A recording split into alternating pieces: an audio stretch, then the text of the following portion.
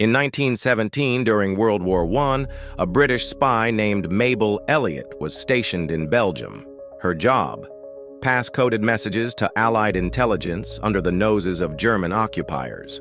Her method was genius. She hosted harmless afternoon teas for German officers, serving cakes and gossip. While pouring tea, she'd slip in casual talk about train schedules, troop movements, and supply shortages. Details she then encoded in letters hidden inside tea canisters sent to relatives in England. Her charm worked so well that the Germans saw her as a friendly socialite. They never suspected that her polite chit-chat was dismantling supply chains and revealing troop plans. By the end of the war, her intelligence work had directly aided several key Allied advances.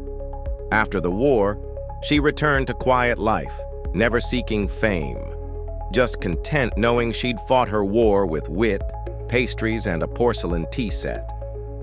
Like and subscribe for more untold stories from history.